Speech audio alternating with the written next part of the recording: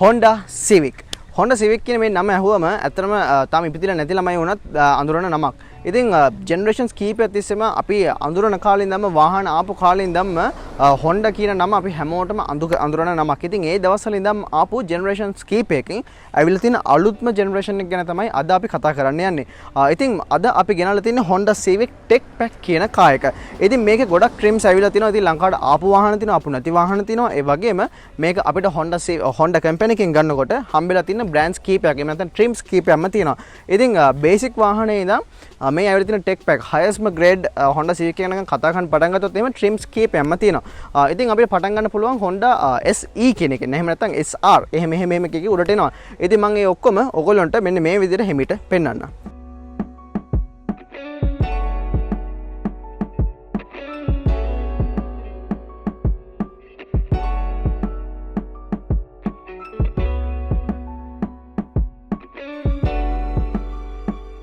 ඉතින් එන්නේ ට්‍රිම්ස් වලින් අවිල තියෙන highest grade එකේ ටෙක් පැක් එක ගැන තමයි කතා කරන් තියෙන්නේ. ඉතින් අපිට ගොඩක් දේවල් කතා කරන් තියෙනවා මේකේ ඉන්ට්‍රොඩක්ෂන් එක සහ ඔක්කොමත් එක්ක කතා කරනකොට. ඉතින් ඒ හින්දා අපි ටක් ගාලා වීඩියෝ එකට බහිමු. මේ නිපුල් with budget cars by Automall SL.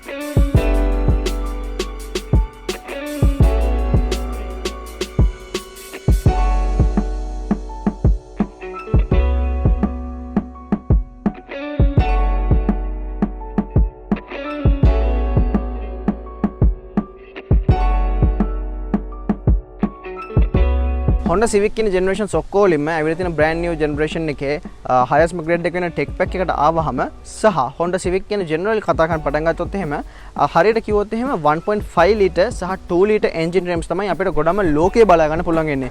හැබැයි අපේ ලංකාවේ tax system එකට ආවහම අපිට ගොඩක්ම ලංකාවේ බලා ගන්න පුළුවන් වෙන්නේ 1 liter එක සහ highest grade type R කියන මේකේ performance grade vehicle එකක් එක්ක හම්බෙලා තියෙන 2 liter engine එක. ඉතින් ඒ 1.5 liter සහ 2 liter engine trims වලට ආවම සාමාන්‍ය 1.5 liter එකට සාමාන්‍යයෙන් 180 horsepower ඒ වගේම 2 liter engine එකක් කියන type R මේකේ performance version එකට ආවම 320 horsepower වගේ variation එකක් අපිට බලා ගන්න පුළුවන්. හැබැයි අපිට මේ දකින්න පාර තොටේ දකින්න හම්බෙන ගොඩක් වාහන 1000cc 3 cylinder engine එකක් එක්ක තමයි අපිට හම්බෙන්නේ. ඉතින් අපි ඒව ගැන මේකේ performance ගැන කතා කරද්දී තවක් in detail කතා කරමු. ඉතින් ඒත් එක්කම අපි වාහනේට එහෙම introduction එකක් දෙනකොට අපි මේ වාහනේ exterior එක කොහොමද කියලා කතා කරන්න පටන් ගමු. ඉතින් ඒ ගමන් මම විශේෂයෙන්ම කියන්න ඕනේ මම සරලව මේ වාහනය කොහොමද මේ tech pack කියන එක අපිට පාර තොටේ අඳුර ගන්න පුළුවන් කොහොමද සහ අනිත් වාහන වල වෙන් කරලා හඳුන ගන්න පුළුවන් තියෙන මේන්ම key features ටික මොනවද කියලා එකත් මම මේත් එක්ක මේ විදිහටම කතා කරගෙන යනවා. ඉතින් ඒත් එක්කම ටක් ගාලා අපි ආවොත් අපේ front design එකට bold sporty vibe එකක් ගන්න පුළුවන් විදිහේ ලස්සන classy design එකක් අපිට හම්බෙලා තිනවා. ඉතින් මේක සාමාන්‍යයෙන් ටිකක් අපිට දැරිය හැකි මුදලකට ගන්න පුළුවන් විදිහේ වාහනයක්. ඒ වුණාට අපිට ඇත්තටම අර ගන්න ඕනේ sporty vibe එක සහ ටිකක් අර luxury comfort ඒ හැමදේම mix වෙලා තියෙන නියම විදිහකට හැදිච්ච brand එකක් එහෙම නැත්නම් නියම විදිහට හැදිච්ච design එකක් තියෙනවා කියලා කිව්වොත් මම හිතන්නේ මම වැරදි නැහැ. ඉතින් මම ඉස්සෙල්ලා කිව්වා වගේ මේ වාහනය tech pack edition එක වාහනයක්. ඉතින් ඒකට අපිට මුලින්ම වෙනස්කමක් විදිහට අඳුර ගන්න පුළුවන් එක තමයි මෙන්න මේ තියෙන මේ light එක.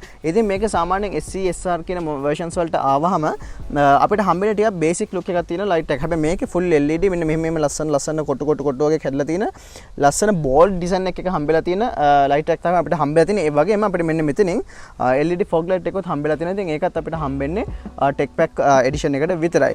ඉතින් ඒත් එක්ක එහෙමම ඉස්සරහට ආවහම අපිට ටක් ගාලා ලස්සන මෙතන middle mount grill එකේ අපිට බලා ගන්න පුළුවන් logo එක. ඒත් එක්කම ඉතින් එහාට ගියාම සාමාන්‍යයෙන් අපිට මෙන්න මෙතන අපිට හම්බෙලා තියෙන headlight washers ඇරෙන්න අනිත් වාහනේ දකින්න පුළුවන් විදිහෙම front design එකක් තමයි අපිට මේ වාහනේත් හම්බෙලා තියෙන්නේ. ඉතින් ඒත් එක්කම අපිට එහෙමම අපි පැන්නොත් එහෙම ටක් ගාලා අපේ side view එක කොහොමද වෙන්නේ කියලා අපිට මෙන්න මෙතනින් මුලින්ම බලා ගන්න පුළුවන්. හැමතිස්සෙම ඔන් වෙලා තියෙන මේක ඉෂුව එකක් නෙමෙයි මේක ෆෝල්ට් එකක් නෙමෙයි හැබැයි මේක හැමතිස්සෙම ඔන් වෙලා තියෙන අපිට hazard slides විදිහට බලා ගන්න පුළුවන්.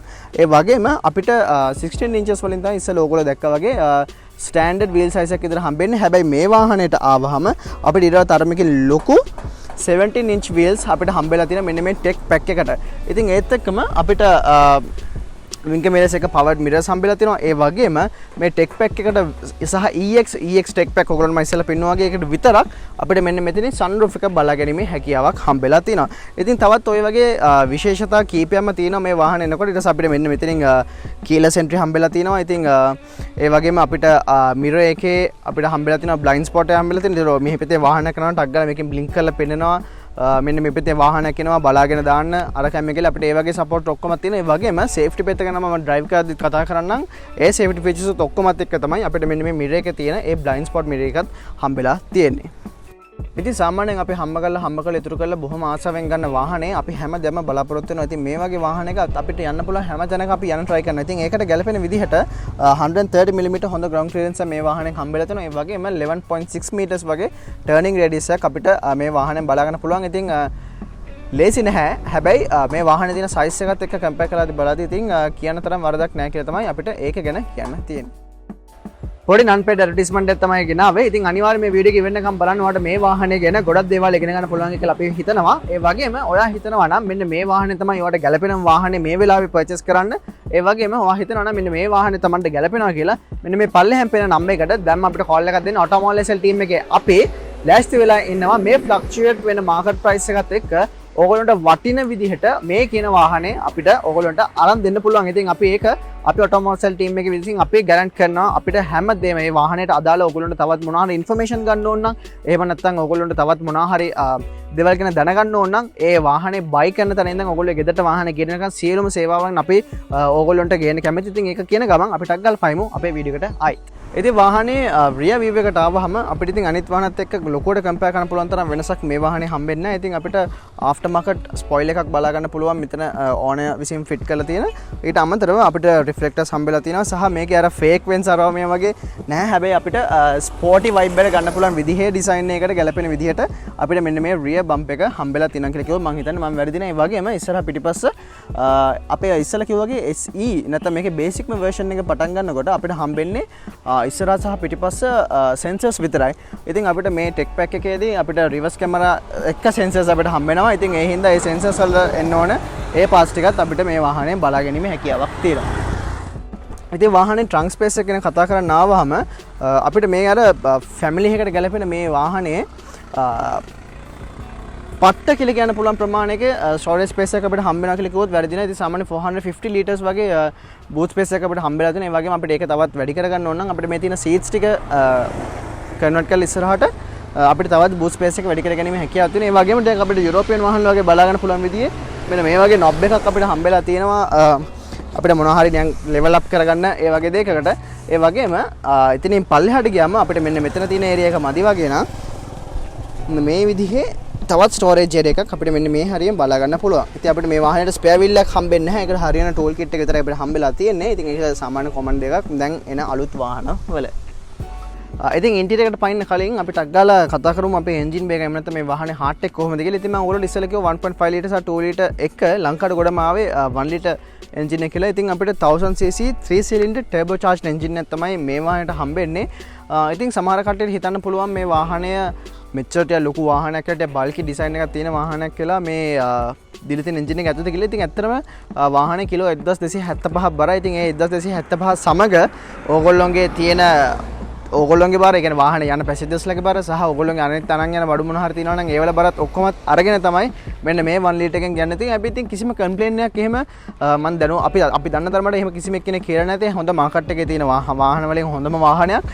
ඉතින් performance based වාහනයට යනවා නම් අනිවාර්යෙන් type R වාහනයට යන්න ඕනේ. එහෙම නැතුව මේ වාහනේ අපේ performance specs වලට ආවොත් එහෙම 0 to 100 යන අපිට සාමාන්‍යයෙන් 10.4 seconds වගේ කාලයක් ගත වෙනවා. ඒ වගේම 205ක් වගේ top speed එකකට අපිට මේ වාහනේ reach වෙන්න පුළුවන් කමක් තියෙනවා. ඒ වගේම fuel consumption එකට ආවම 1000cc කියන වාහනයට එන්න තියෙන main reason එක හොඳ fuel consumption එකක් ගන්න පුළුවන් ඉන්නේ. හැබැයි අපිට Honda company එකෙන් 25 km per liter මේ වාහනේ කරනවා කියලා අපිට කියලා තිබ්බ නමුත් අපේ ඕනර්ස්ලා කියන විදිහට ලංකාවේ උඩරිම අපිට fuel mileage එක විතර එහෙම නැත්නම් fuel consumption එකක් විතර ගන්න පුළුවන් වෙන්නේ කිලෝමීටර් 10ක් 14 අතර ප්‍රමාණයක් තමයි. ඉතින් අපි පොඩ පාගල කරලා යනවා නම් එහෙම ඊටත් වඩා ටිකක් අඩු වෙන්න තියෙන අවස්ථාව බොහොම වැඩි.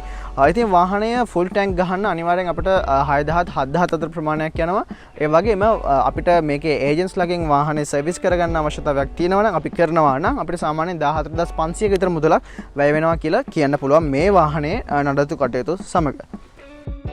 ඉතින් ඉන්ටීරියර් එකට ආවහම අපිට අර එක්ස්ටීරියර් එකේ බලා ගන්න පුළුවන් ස්පෝටි වයිබ් එකේ විදිහට ඉන්ටීරියර් එකට ඇවිල්ලා තියෙනවා කිව්වොත් මම හිතන්නේ මම වැරදි නෑ. ඉතින් අපි සුබෝධි පාඩේ ටක් ගාලා අපි දකුණු පැත්තෙන් කතා කරන් පටන් ගත්තොත් එහෙම බිල්ඩින් ක්වොලිටි එක ගත්තාම සාමාන්‍යයෙන් ටිකක් හොඳ මට්ටමක තියෙනවා මේ බජට් වාහනත් එක්ක අනිත් මේකත් එක්ක කම්පෙයාර් වෙන මාකට් එකේ තියෙන වාහනත් එක්ක බලද්දී සාමාන්‍යයෙන් ටිකක් හොඳ බිල්ඩින් ක්වොලිටි එකක් තියෙනවා. අපිට ලෙදර් සීට්ස් තමයි හම්බෙලා තියෙන්නේ ඉස්සර පස්ස දෙකටම.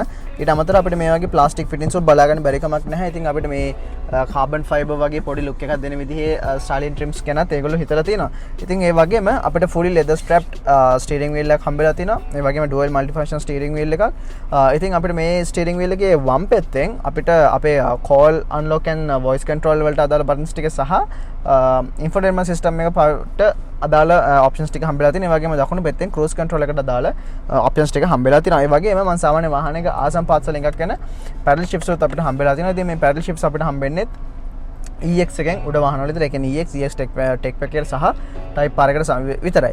ඉතින් අපිට මේකේ engine start stop button එකේ ඉඳන් පොඩි අර sporty vibe එකක් ගන්න පුළුවන් විදිහට ඇවිල්ලා තිනවා. ඉතින් වාහනේ start කරන කලින් සුදු පාට වගේ තමයි ඒක ignite ලා පෙන්වන්නේ. ඊට පස්සේ start කරන් පස්සේ ඒක රතු පාට වෙලා අපිට පොඩ්ඩක් අර හරි වඩන යන්න තියෙන අట్లా දාලා යන්න තියෙන එහෙම ලොකුවට අట్లా දාලා යන්න බෑ. ඒ වුණාට අපිට ඒ විදිහට යන්න පුළුවන් විදිහට හැදිලා තියෙනවා. ඉතින් එතනින් පල්ලෙහාට ආවම අපිට පොඩි ලේ එකක් බලා ගන්න පුළුවන් මේ වාහනේ අර මම කිව්ව විදිහේ safety features වලට ඇවිල්ලා තියෙන විදිහට. ඉතින් මේ safety features නම් ඇත්තටම කිව්වොත් ගොඩක් වාහන වලට ඒ කියන්නේ හැම trim level එකකටම වගේ ආවා කියලා කිව්වොත් මම හිතන්නේ මම වැරදි නැහැ. ඉතින් අපිට ඒකෙන් traction control ඊට පස්සේ collision warning එක ඊට පස්සේ parking sensors ඊට පස්සේ lane assistant ඒ වගේ options කීපයක්ම අපිට හම්බෙලා තියෙනවා. සහ head මොනවාද headlamp wash button එකත් අපිට එන්න එතනින් තමයි බලා ගන්න පුළුවන් වෙන්නේ.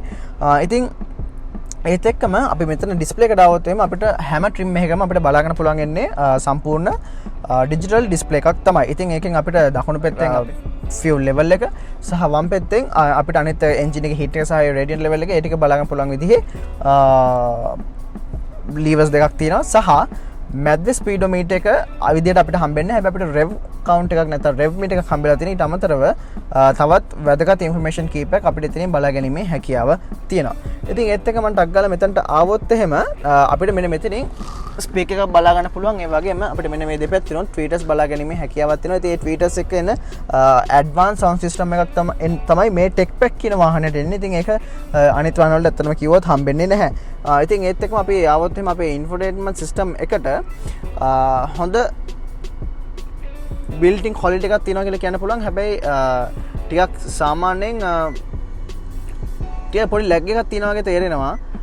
ඒ වගේම ටච් එකට එහෙම ලොකුවටම රෙස්පොන්සිව් සහ මේ වාහනේ ඕවරෝල් කතා කරනකොට මෙන්න මේ කියන මේ ඉන්ෆෝටේන්මන්ට් සිස්ටම් එකේ සාමාන්‍ය විදිහේ ලෙඩ කීපයක් එනවා කියලාත් මිනිස්සු කමෙන්ට් කරලා කියලා තියෙනවා. ඉතින් ඒ වුණාට අපිට ඩුවල් ක්ලයිමේට් කන්ට්‍රෝල් සිස්ටම් එකක් අපිට හම්බෙලා තිනවා. ඉතින් අපි මේ ක්ලයිමේට් කියන බටන් එක එබුව ගමන් අපිට ඒ ඔක්කොම අදාළ කරගන්න පුළුවන්. ඉතින් අපිට සම්පූර්ණ ටච් විදිහට තමයි ඒක ඔක්කොම කන්ට්‍රෝල් කරගන්න තියෙන්නේ. ඒ වගේම ඔයගොල්ලන්ට පේනවා නම් මෙන්න මෙතනින් අපිට මේ විදිහට ලස්සන්ට ඒක වෙනස් කරගැනීමේ හැකියාවක් තියෙනවා. EX Tech Pack එකේ අපේ රිවර්ස් කැමරා එකට දැම්මහම අපිට හොඳ ඇන්ගල්ස් තුනකින් ගැලපෙන විදිහේ දැක්කද? ටග්ගල පිටිපස්සෙන් ආපු වාහනේ ටග්ගල එයා පෙන්නන මෙන්න මේ පැත්තේ වාහනක් එනවා කියලා. ඉතින් මේකේ ඉස්සරහට පිටස්සේ දෙපැත්තට මේ විදිහට සෙන්සර්ස් ඇවිල්ලා තියෙනවා. ඒ වගේම අපිට කැමති ඇන්ගල් එකකට ඒක අපිට වෙනස් කරගැනීමේ හැකියාවකුත් තියෙනවා. ඉතින් දැක්කද දැන් ඉස්සරහින් බයික් එකක් ආවා ටග්ගලේ බයික් එක අපිට පෙන්නනවා. ඉතින් ඒ වගේ ඇඩ්වාන්ස් security පැත්ත ගත්තොත් එහෙම ඒ වලටත් ගැලපෙන විදිහට හොඳට හැදිලා තියෙනවා කියලා කිව්වොත් මම හිතන්නේ මම වැරදි නෑ. ඉතින් ඒත් එක්කම අපිට මෙන්න තවත් මේ tech pack එක ඇතුලෙන් මේ ඇත්තටම tech pack දෙක කියන එක අපිට අඳුර ගන්න පුළුවන් තමයි මෙන්න මෙතන මේ එන wireless charging pad එක. ඉතින් මේ wireless charging pad එකත් අපිට හම්බෙන්නේ EX tech pack එකට පමණයි. ඉතින් ඊට අමතරව අපිට තවත් මේකේ luggage space පිටිපස්සේ වගේම මෙන්න මේ වගේ මෙන්න මෙතනින් area එකක්. ඉතින් අපිට මේකත් ෆෝන් එක charge කරන්න නැති වෙලාවට luggage space එකක් එහෙම නැත්නම් compartment storage area එකක් විදිහට පාවිච්චි කරන්න පුළුවන්. ඒ වගේම අපිට සීට්ස් දෙකටම විතරක් නෙවෙයි පිටිපස්සේ සීට්ස් දෙකටත් සීට් හීටර්ස් හම්බෙලා තියෙනවා. ඉතින් ඒත් එක්කම අපිට මේ වාහනේ CVT gear system automatic gear system එක සහ manual විදිහට ගන්න පුළුවන්. ඉතින් අපිට ලංකාවේ ගොඩක්ම ලංකාවේ convenient කියන එක අපි හැමෝම වාහනයක් ගද්දී අනිවාර්යෙන් හිතලා බලන දෙයක්. ඉතින් ඒකට ගැලපෙන විදිහට auto gear එකක් අපිට මේ වාහනේට හම්බෙලා තියෙනවා. ඉතින් අපිට ගොඩක් මේ යුරෝපියන් වාහන වල වගේම මෙන්න මේකේ ඉලෙක්ට්‍රික් බ්‍රේක් එක සහ මේ බ්‍රේක් හෝල් කියන බටන් එක බලා ගැනීම හැකියාවක් තියෙනවා. ඉතින් බ්‍රේක් හෝල් කියන්නේ ඔයා ට්‍රැෆික් එකේ ඉන්න වෙලාවට ඔයාට හැමදෙස්සෙම කකුල බ්‍රේක් එකේම තියාගෙන ඉන්න නම් මේ බ්‍රේක් හෝල් කියන බටන් එක ඔබලා ඔයාලා බ්‍රේකින් කකුල ගන්නකොට ඊට පස්සේ පොඩි ටැප් එකක් ඇක්සලරේෂන් එක දුන්න ගමන් ඊට පස්සේ ආයෙත් වාහනේ සුපුරුදු පරිදි යන්න පටන් ගන්නවා. ඒ වගේම අපිට මේ ඩැම්පර් සෙටින්ග්ස් හම්බෙන්නේ මේ ටෙක් පැක් එකට පමණයි. ඒ වගේම අපිට එන්ජින් ඔටෝමැටික් ඔෆ් එක හම්බෙලා තියෙනවා. ඒ වගේම Honda ලගේ ගොඩක්ම ප්‍රසිද්ධ Econ mod එක අපිට මෙන්න මෙතනින් ඕපන් කරගන්න පුළුවන්. ඉස්සරහින් තියෙන ස්ටෝරේජ් කම්පාර්ට්මන්ට් ඒරියාස් වලට අමතරව අපිට මෙන්න මෙතන මේ වගේ රිමූව් කරන්න පුළුවන් විදිහේ කප් හෝල්ඩර්ස් දෙකක් එක්ක තවත් ලොකු ස්ටෝරේජ් ඒරියා එකක් මෙන්න මෙතනින් හම්බෙලා තියෙනවා. එතනින් එහෙමම උඩට ආවහම අපිට තවත් මේ EX සහ ටෙක් පැක් කියන එකට ගැලපෙන විදිහේ තවත් ඔප්ෂන් එක මම XTD කියන කතා කරද්දිත් කිව්වා. ඉතින් අපිට මේ sunroof එක හම්බෙන්නේ EX එකෙන් සහ EX එකෙන් උඩ එක සරලව කිව්වොත් EX සහ ටෙක් පැක් එකට පමණයි. ඉතින් මේ EX එක සහ ටෙක් පැක් එක අපිට ටග් ගාලා වෙනස් කරලා අඳුර ගන්න පුළුවන් ඉන්ටීරියර් එකේ තියෙන ඔප්ෂන් එකක් විදිහට තමයි අපිට මෙන්න මේ වයර්ලස් පෑඩ් එක අඳුර ගන්න පුළුවන්. ඒ වගේම එක්ස්ටීරියර් ඔප්ෂන් එක කියලා අපි එක්ස්ටීරියර් දී කතා කරා ලයිට් එක සහ හෙඩ්ලයිට් වොෂර්ස්. ඉතින් අපිට මේ ලෙදර් සීට්ස් උත් එක්ක අපිට ඉලෙක්ට්‍රික් සිස්ටම් මේ වාහනේ කිසිම ට්‍රිම් ලෙවල් එකකින් බලාගන්න මේ හැකියාවක් හම්බෙන්නේ නැහැ.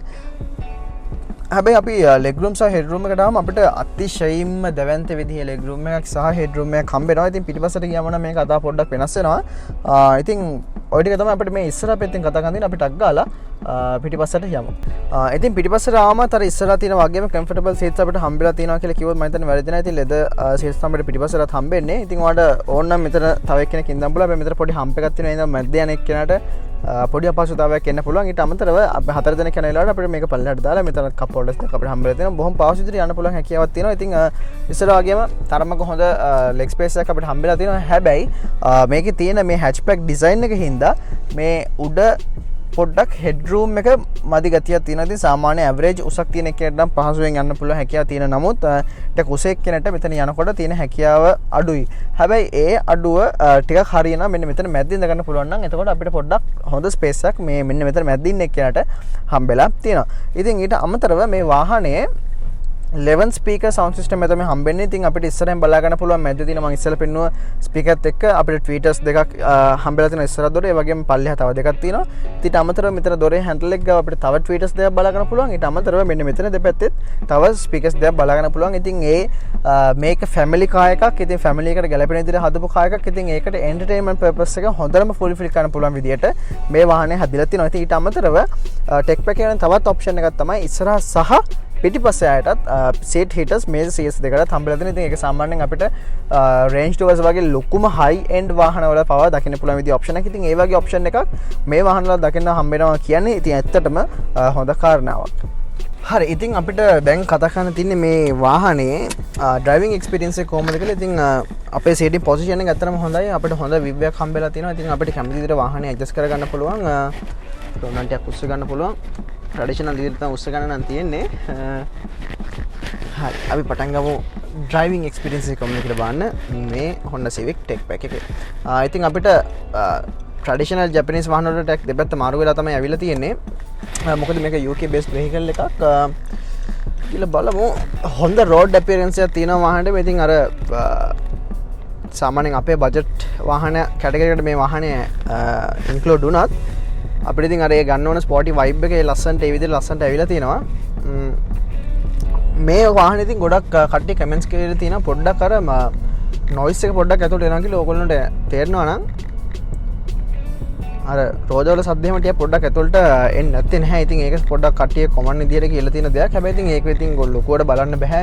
මේ ඉතින් අපි මේ වාහනේ ඩ්‍රයිව් කරනකොට අර ගොඩක් වාහන වල වගේම අපිට මේ වාහනේත් අර කොමෝඩ් එනකොට කොළ පාටට වගේ පුංචි ස්ට්‍රයිප් එකකින් පෙන්නනවා. ඊට පස්සේ අපිට පාගල යනකොට ඒක මෙන්න මෙතනින් සුදු පාට වගේ පෙන්නනවා. දැන් කොළ පාටින් යන්නේ මම දැන් ටිකක් හිමින් යන හින්දා ටිකක් ඒක පාගනකොට ටක් ගාලා ඒක සුදු කියලා එනවා. ඉතින් අපිට මේක ටර්බෝ චාර්ජ් වෙහිකල් එකක් හින්දා ටිකක් පොඩි වෙලාවක් ගිහිල්ලා තමයි ඇක්සලරේෂන් ගන්නේ. ඉතින් අමතරව මේ වගේ තමයි අපිට සාමාන්‍යයෙන් වලල් වලින් එහෙම දානකොට පොඩ්ඩක් තේරෙන්නේ නැත්තේ නෑ. ඉතින් ඔයාලට හැමදේම බලන්නත් බෑ. හැබැයි ඉතින් මේ වාහනේ රයිඩ් එක්ස්පීරියන්ස් එක ගන්නකොට ඉතින් අර මේ තියෙන ලෙදර් සීට්ස් ඔක්කොමත් එක්ක අපිට ගන්න ඕන කම්ෆර්ට් එක ලස්සන්ට මේ වාහනේට ගැලපෙන විදිහට මේ බජට් එකට ගැලපෙන විදිහට හම්බෙලා තියෙනවා කියලා කිව්වොත් මම හිතන්නේ වැරදි නෑ. ඉතින් අපිට ටක් ගාලා ඔයාලට පොඩ්ඩක් අර ස්පෝටි විදිහට යන්න ඕන නම් ටක් ගාලා මෙහෙම පැඩල් ෂිෆ්ට් එකෙන් අඩු කරා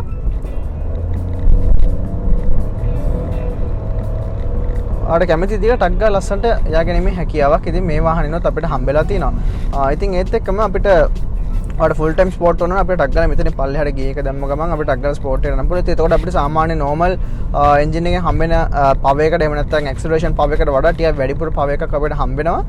ඉතින් 11.6 මීටර් ටර්නිංగ్ රේඩියස් එක අපිට මේ වාහනේ හම්බෙලා තිනවා. ඉතින් සාමාන්‍යයෙන් ටිකක් ළඟ කපා ගන්න නම් වාහනේ අමාරු මේ වාහනේ තියෙන සයිස් එකයි ඔක්කොමවත් එක්ක. හැබැයි අපිට ඒකත් ලොකු ප්‍රශ්නයක් වෙන්නේ නැහැ. ඉතින් අපිට අර වැගන් ආර් වල වගේ ලොකු ඒ කියන්නේ ගොඩ පොඩි ටර්නිංగ్ රේඩියස් එක අපිට මේ වගේ වාහන වලින් බලා ගන්න බෑ මේ මොකද මේ වාහනේ අර මම කිව්වා ආයෙත් මම මේක කිව්වට අර මේ බජට් කැටගරි එකට ගැලපෙන විදිහට කියලා කිව්වට දැකලා මම ඔලෝනේ ඉස්සෙල්ලා කිව්වා වගේ මේ වාහනේ පිටවසෙන් ගන්නකොට දෙපැත්තෙන් එනවා නම් ඔන්න අපේ බ්ලයින්ඩ් ස්පොට් අපිට පේන්නේ නැහැ කියලා හිතනවා නම් එයා ටක් ගාලා කියන මෙන්න මේ පැත්තේ වාහනයක් එනවා දැන් ඔන්න බලාගෙන දාන්න ඒ විකයි. ඉතින් ඒ වගේ ඒවලු තියෙනවා. ඉතින් අපිට මේ වාහනේ හැමතිනෙම එයා බෑග්ස් බලාගන්න පුළුවන්. ඉතින් අපිට මුලින්ම ඉස්සරහින් දෙපැත්තෙන් එයා බෑග්ස් හම්බෙලා තියෙන ඊට මතර මෙතනින් දෙකක් හම්බෙලා තියෙනවා. ඒ වගේ ඉතින් අර සේෆ්ටි පැත්තෙන් එන්න ඕනේ. හැබැයි ඒක මේකේ තියෙන බේසික් එකේ ඉඳන් ටෙක් පැක් එක සහ ටයිප් එක හැම එකකටම මේ සේෆ්ටි ෆීචර්ස් ටික ඒ විදිහට හම්බෙලා තියෙනවා. ඉතින් Honda Civic කියන්නේ අපි හැමෝම ටික ආසාවෙන් යන්න ඕන වාහනයක් නෑ සහ ටිකක් අර performance වලට ගැලපෙන විදිහට හැදිච්ච වාහනයක්. ඉතින් මේ අපි බලමු පොඩ්ඩක් ගිහිල්ලා බලලා අපිට මේ ඩැම්පර් සෙටින්ග්ස් වලින් අපි වෙනම කරලා